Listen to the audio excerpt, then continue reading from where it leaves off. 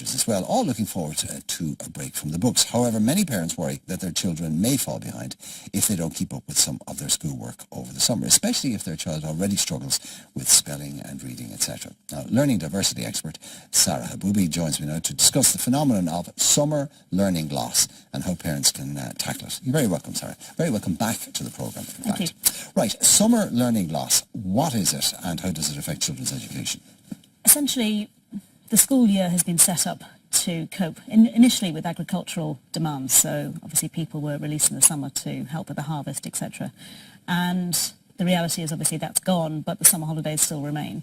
So you've got 8 weeks for primary schools, nearly 12 weeks for secondary schools. And over that time, children's learning can actually slip backwards because they haven't been practicing their basic skills over the summer. So when they hit school in September, sometimes it takes between 7 and 8 weeks for teachers to basically go over what's been taught previously. Knock the rust off. Knock the rust off. Well, we were just saying before you sat down there that if any of us, whatever our jobs were, was to stop doing them for 2 months, 2.5 months, and then go back to it, we'd be pretty rusty. It'd take us a while to get back up to speed. Absolutely. So why should it be any different for children? Absolutely, yeah. So it obviously affects children in the sense that, particularly those who've already been struggling at school, so if they have dyslexia or any kind of learning challenges, they've already been working so hard at school to try and keep up with their peers that then over the summer it can actually slip back, and sometimes maths can be 2.5 months that they lose. For reading it can be a couple of months. Spelling, it's almost the same as maths, 2.5 months. And by the time someone's 10 or 11, they've actually found that they can actually lose about 2.5 years. Wow. Because of this, it compounds over the years. Okay, so it stands to reason. It's common sense that it would have an effect. And obviously with children who have any kind of learning difficulties or who are struggling, then it has to have a negative effect. You've just given us a kind of what's that metric that you use to gauge how much effect it has? The standardised tests that are often used at the end of the school year were actually used at the beginning of the following school year to see, what had actually been maintained and what had been lost. So it's normally just down to the standardised tests, the things that they've actually measured over the year anyway. But then there's always we have the STEM schools here, the maths and the English. So they just use the same sort of tests to look at that. Most of the research was done in the States, actually.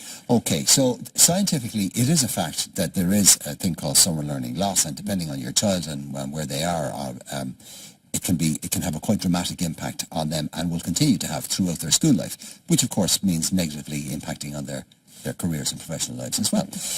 Okay, explain the concept of neurodiversity. Our schools are basically one size fits all, which is, our children are as different as fingerprints from each other, so... Absolutely. We love the expression neurodiversity. It was coined in the mid-90s, and essentially it points to the fact that actually every single person's brain is wired completely differently.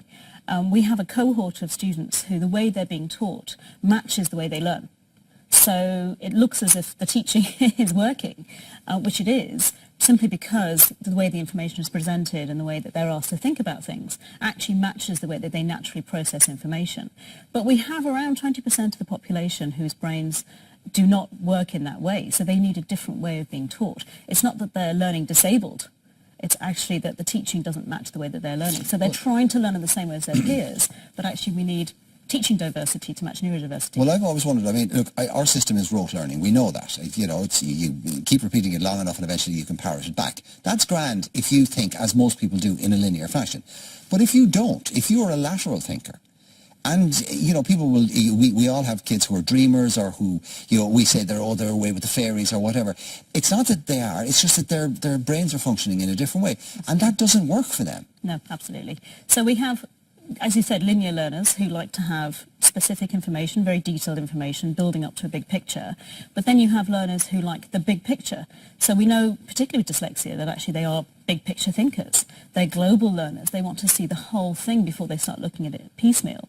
So a lot of the way that the education is actually delivered, their teaching is delivered, is actually piecemeal, and it's like their brain doesn't have anywhere to put that in. So they need the big picture first, and then you can go down into detail. Okay, well, you've given us several very good reasons why this needs to be looked at and that we need to do something about it. I just want to give you the devil's advocate or the counter argument, which is just, look, they're kids. for God's sake, they've been in school for 9 months. They need a break. They need they need a chance to kind of assimilate and file and put away all that learning for 9 months. They need a break from constant learning. Absolutely. And I'm a mum too. I have 2 boys, and I know they would absolutely shoot me if I started to introduce very structured learning. But parents play a huge role in terms of incidental learning with their children. So you can, over the summer, you can you can pick a favourite book that's the summer book that, you read together.